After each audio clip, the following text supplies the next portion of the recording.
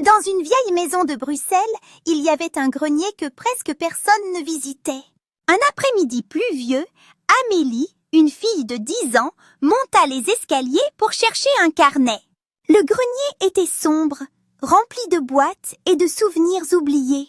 En fouillant, elle aperçut une petite lampe à huile en bronze, couverte de poussière mais étonnamment brillante.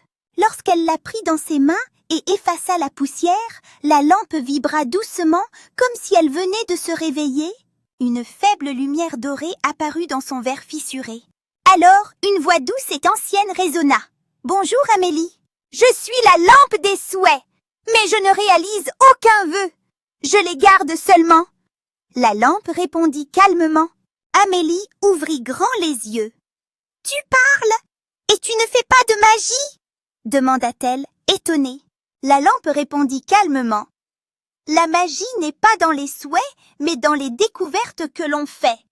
Si tu veux, je peux te montrer 3 de tes propres souhaits, exactement comme s'ils devenaient vrais. Tu comprendras pourquoi ils ne sont pas ce que tu crois. » La lampe s'éclaira davantage. Amélie sentit son cœur battre fort dans sa poitrine. Elle posa la lampe devant elle, hésitante. « D'accord, montre-moi, » dit-elle, les yeux brillants d'espoir. La lampe devint plus lumineuse et projeta devant elle une première image. C'était elle, assise devant un piano. Elle jouait parfaitement, avec une maîtrise incroyable.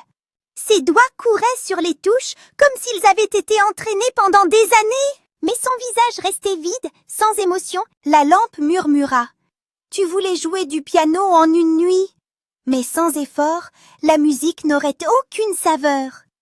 Un talent sans travail s'éteint aussi vite qu'il apparaît. La scène disparut peu à peu. Amélie comprit qu'un rêve sans chemin n'a pas de sens. Une deuxième lumière apparut et la montra dans la cour de récréation. Entourée d'enfants, elle se faisait applaudir et complimenter. Mais leur sourire n'était pas vrai. Leurs yeux étaient vides. « Tu voulais être admirée par tout le monde, » expliqua la lampe. « Mais des compliments forcés ne remplissent jamais le cœur. » Amélie sentit une chaleur étrange dans sa poitrine.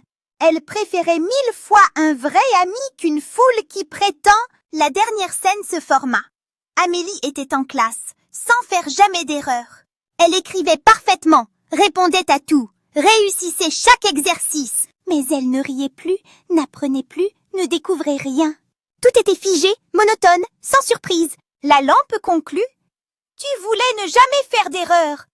Mais sans erreur, il n'y a pas d'apprentissage. C'est en tombant qu'on se relève, en se trompant qu'on grandit.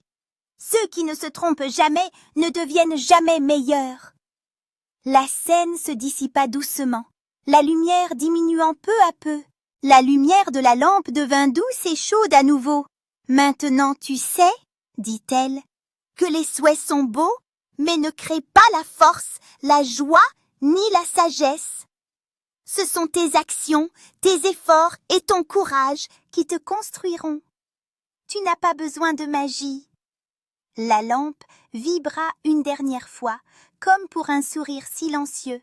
« Alors tu es déjà en train de grandir, Amélie, » dit la voix paisible de la lampe. Puis la lumière s'éteignit lentement, laissant le grenier dans son calme habituel. Amélie descendit les escaliers, la lampe entre les mains, le cœur plus léger. Elle comprenait que ses rêves étaient précieux, mais qu'elle devait les construire elle-même. Chaque jour, chaque effort, chaque erreur serait désormais une chance de devenir meilleure. Elle sourit doucement, ressentant une nouvelle force intérieure grandir en elle.